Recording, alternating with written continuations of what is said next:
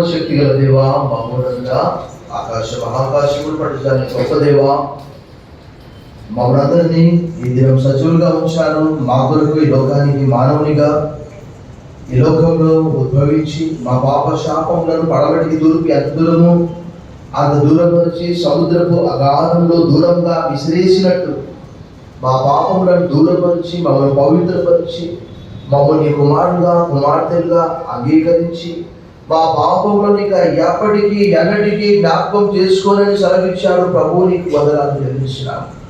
అపవాది క్రియలను లయపరచడానికి యేసుక్రీస్తు ప్రత్యక్షమాయను. యోహాను రాసిన మొదటి పత్రిక 3:8, తిమోతికి రాసిన మొదటి పత్రిక 1:15, క్రీస్తు యేసు పాపులను రక్షించుటకు ఈ లోకమునకు వచ్చిన సంగతి నమ్మదగినది, పూర్ణాంగీకారమునకు యోగ్యముగా ఉన్నది. మా అందరి కొరకు మా పక్షమున సిలువరికి మాకు ఏ శిక్ష లేకుండా చేసిన మా గొప్ప దేవా నీకు వందనాలు.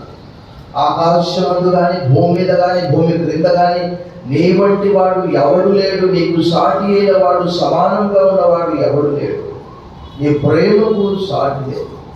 మమ్మల్ని మందిరంలో ప్రవేశపెట్టినందుకు వదనములు చెల్లిస్తూ స్తుతి ఆరాధన, రక్షకుడు, విమోచకుడు, కాపరి, ప్రధాన యాజకుడు మా కొరకు విజ్ఞాపన చేస్తున్న యేసుక్రీస్తు వారి దివ్య పుణ్య శక్తి గల నామంలో నీకు స్తుతి ఆరాధన సమర్పిస్తున్నా మా ప్రియ పరలోకపు తండ్రి. ఆమేన్.